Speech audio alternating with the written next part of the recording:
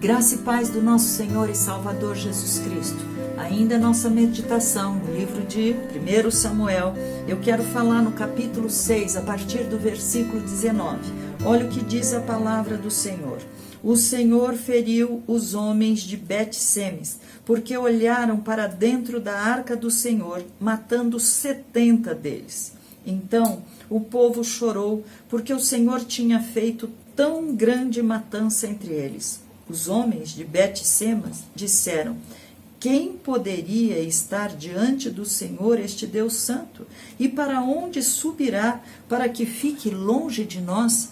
Essa passagem é muito interessante, queridos. Nós temos nessa passagem, para a gente poder entender o texto dentro do contexto, nós temos que entender que Israel havia pecado contra Deus. E o pecado deles era terrível. Porque Eli, que era o sumo sacerdote, ele tinha 2 filhos, totalmente homens de Belial, homens que não temiam a Deus. Eles se deitavam com as mulheres ali à porta, perto de onde estava a arca. E não tinha, o máximo que o pai fazia era chegar: ai, não é bom que eu ouço falar de vocês. E a coisa foi tomando um vulto tal, o povo todo corrompendo, buscando outros deuses. E então houve uma guerra entre os filisteus e o povo de Israel. Israel estava perdendo a guerra. E aí alguém teve a brilhante ideia: vamos trazer a arca da aliança para o nosso meio, e aí então Deus no meio da gente, ele vai dar vitória. É uma coisa meio interessante isso, porque parece que a arca para eles era um amuleto. Tudo bem, ela representava Deus no meio deles, não resta dúvida, o poder de Deus, mas eles não levavam em conta que as ações deles, os pecados deles estavam fazendo separação entre Deus e eles. E eles simplesmente queriam ter toda aquela aparência de espiritualidade, trazendo a arca para o meio daquela guerra, como se então agora Deus tivesse que nos dar a vitória. E aí, o que acontece? Como essa arca tinha sido trazida como amuleto, eles perdem a guerra, eles recebem, não só perdem a guerra, a batalha, como eles ainda têm a arca roubada deles. E essa arca então é levada e colocada no templo de Dagon. Tem 2 casos que acontecem neste momento, onde a arca está no templo do deus pagão, que na primeira vez, quando eles abrem novamente o templo de Dagon, Dagon estava caído com o rosto em terra.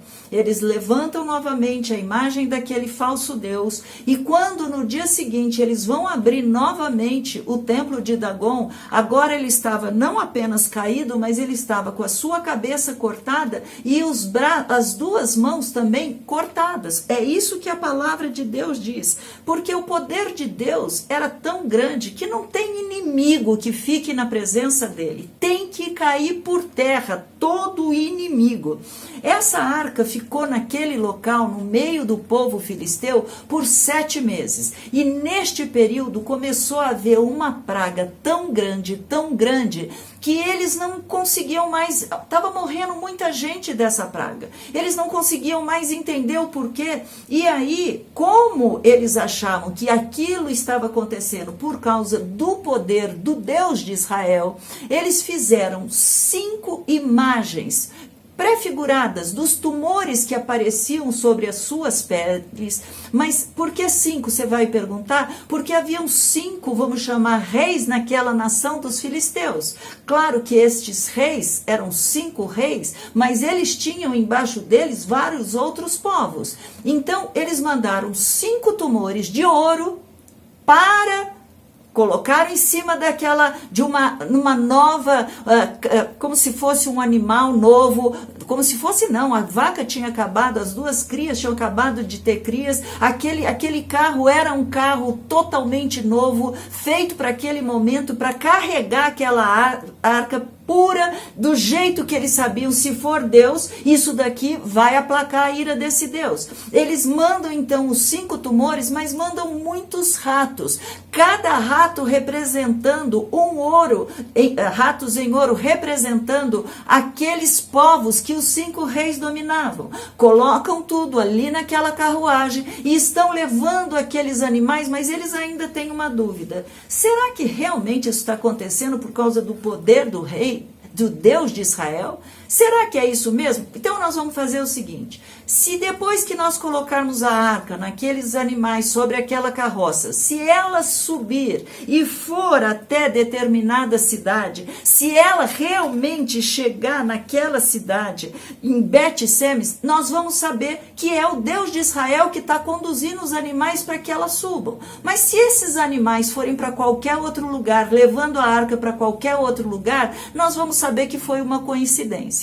Mas por via das dúvidas, eles mandaram então os 5 tumores e os vários ratos, tudo em ouro, para ser dado ao Deus de Israel.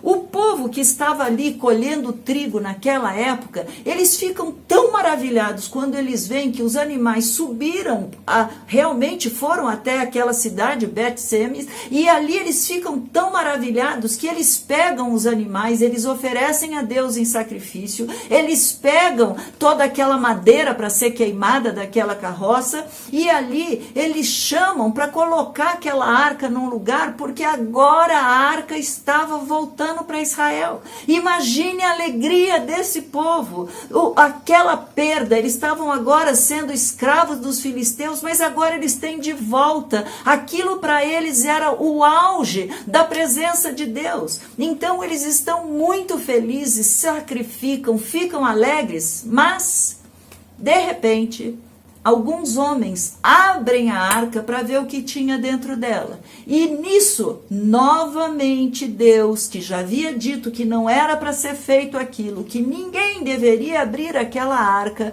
novamente aqueles homens são punidos e 70 deles morrem. Esse é o texto dentro do contexto. O que nós temos que entender que está por causa, atrás de tudo isso, claro, está falando da santidade de Deus, não resta dúvida. Ele mostrou essa santidade tanto para os filisteus, ele mostrou o poderio, o senhorio dele diante do Deus que aqueles homens criam, mas ele também estava mostrando que aquilo que vinha dele, por ele ser um Deus santo, tinha que ser honrado e eles deveriam seguir exatamente o que Deus falava. Aí você deve estar pensando, mas Raquel, por que você está trazendo essa meditação para mim hoje, nesta manhã? É muito simples, porque muitas vezes, eu e você, nós pecamos. Pecamos e ao invés da gente querer voltar correndo, irmos para Deus para pedir perdão, a gente se afasta mais e mais dele. Aquele povo que estava ali, eles não estavam dando mais nenhum valor a Deus. Eli e Finéias, Hofni e Finéias e o próprio Eli, que era o pai, eles estavam ali, mas era figurativo, não havia mais temor, não havia mais amor a Deus. Tanto é verdade que eles perderam aquela guerra. E eu pensei muito sobre esse tempo que nós temos vivido e quantas pessoas têm esfriado o seu coração, quantas pessoas estão se sentindo já sem força, cansado, tudo bem, e começaram cada um a fazer aquilo que acha que é certo, não mais o que está escrito na palavra. E a palavra de Deus, ela é pura, ela é verdadeira, ela nos ensina, mas ela é para todas as pessoas. Ela é uma palavra que ele mostrou o poder para aqueles que não eram, mas ele mostrou a santidade para aqueles que também eram tidos como o povo de Deus. Nós, como povo de Deus, nós precisamos entender que obedecer é melhor do que sacrificar. Se está escrito, você e eu devemos cumprir. Se nós temos algum problema, se nós fizemos alguma coisa errada, nós precisamos imediatamente voltar para Deus, porque as nossas ações erradas, os nossos pecados, nos afastam desse Deus santo.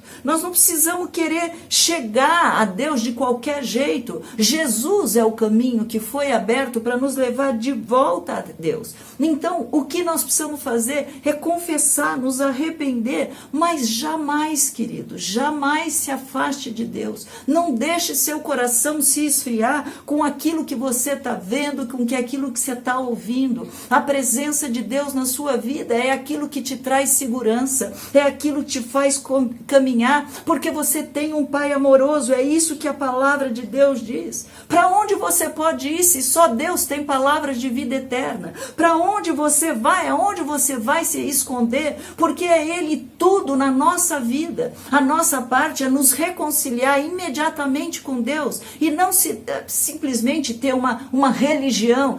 Eu creio em Deus. O diabo também crê.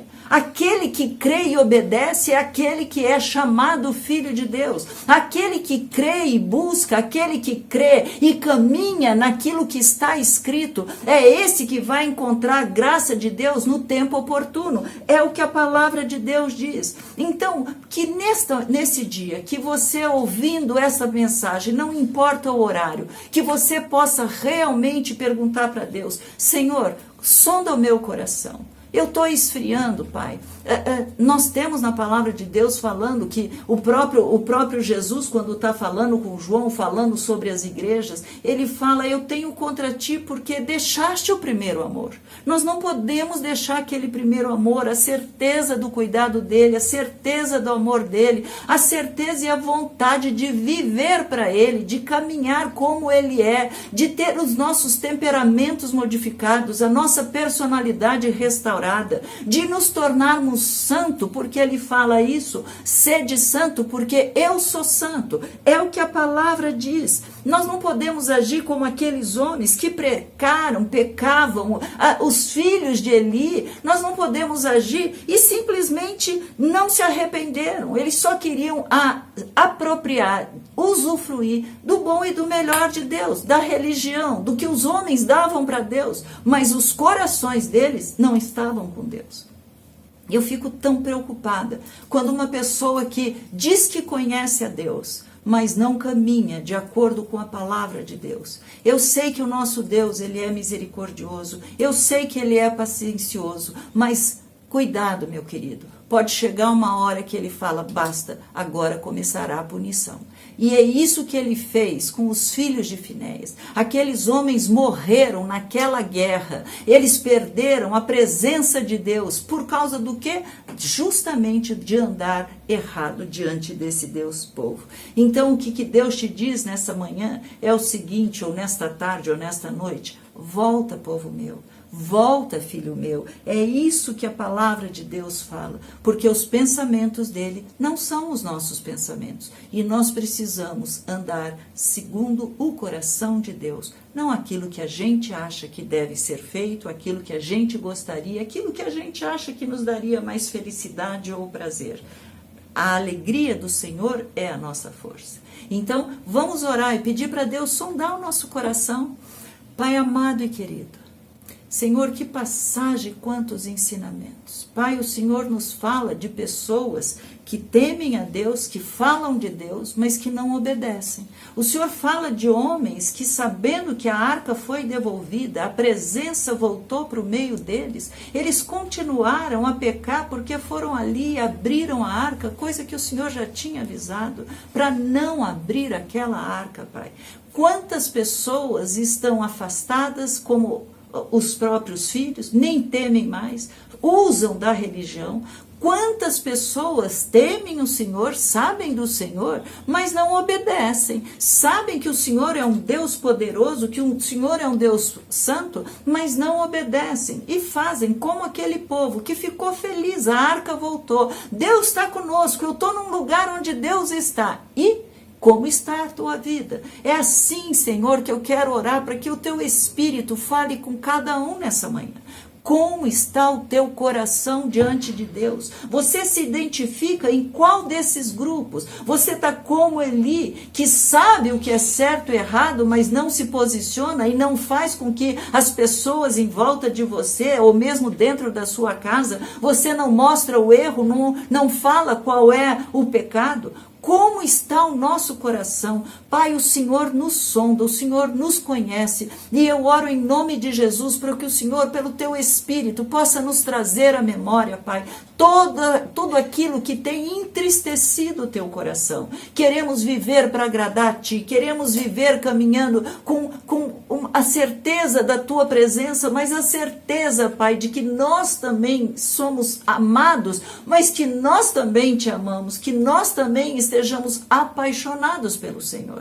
Pai, abençoa cada um que o Senhor fizer ligar a ouvir essa mensagem, para que gere dentro de nós: eu só tenho que agradar uma pessoa, e essa pessoa se chama Jesus Cristo de Nazaré, aquele que se fez carne, veio a esse mundo para representar Quem é o Deus invisível? Quem é esse Deus que é Espírito? Quem é esse Deus que se revelou a nós e por nós, Senhor, fez todas as coisas? Pai, em nome de Jesus, traz o ensinamento desta meditação aos nossos corações e que nós possamos caminhar sempre com a nossa consciência tranquila, sabendo que o Senhor começou a boa obra, mas o Senhor há de completar essa obra nas nossas vidas. Meu irmão, fique na paz do nosso Senhor e Salvador Jesus Cristo, sabendo que Ele te ama, que Ele é fiel, mas que Ele também é um Deus santo. Amém. Você pode acompanhar todo o nosso conteúdo no Instagram, no YouTube e no Facebook. Deus te abençoe.